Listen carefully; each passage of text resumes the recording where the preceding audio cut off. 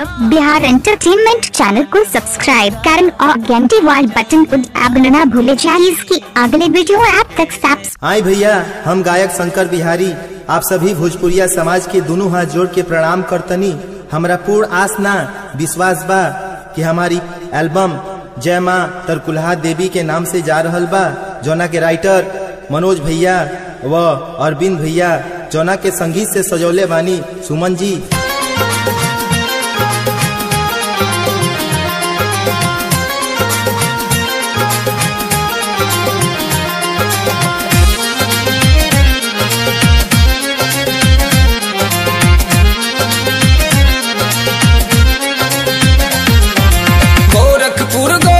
भूमि काशी शिव के नगरी, मिर्जापुर विंध्याचल मैहर जाने दुनिया सगरी।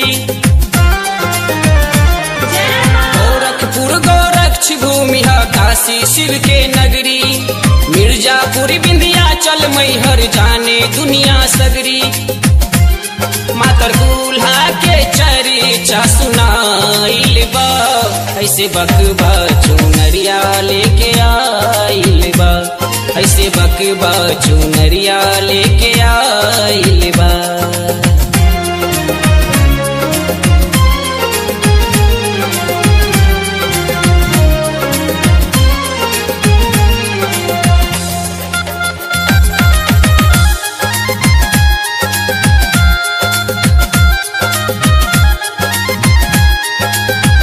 चैत कुआर तुहके चढ़ले करहिया, भगतन के गुजता के भारी जय करिया।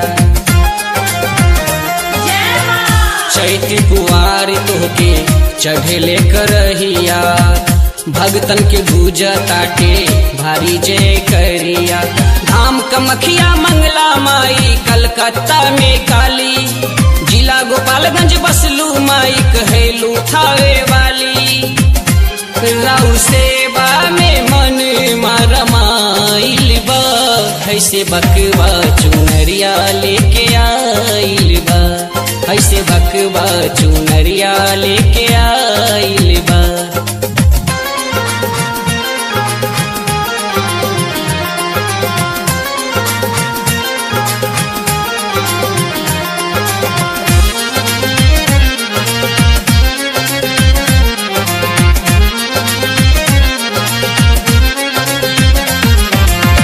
जगवा में राउर माई महिमा अपार बा, दुनिया में केहू नहीं मैया हमार बा। जगवा में राउर माई महिमा अपार बा, दुनिया में केहू नहीं मैया हमार बा। राज मझौली भंगरा भवानी भटनी में जलपा माई, जनपुर शीतला धाम चौकिया मन करे रोजे आई।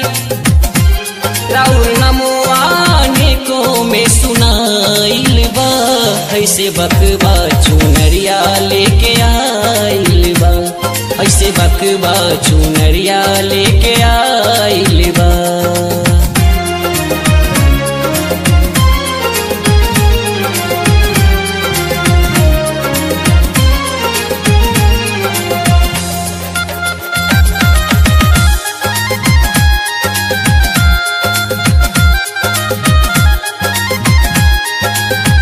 लिखे अरविंद माई रौरे भजनिया, आ गईले मनोज माई रौरे दुवरिया।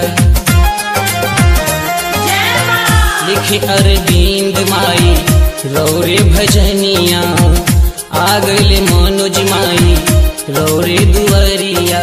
तहरा दुवरिया पे शंकर बिहारी पुकारे माई माई, कहिया ले तू हमके तरबू एहो देवी माई।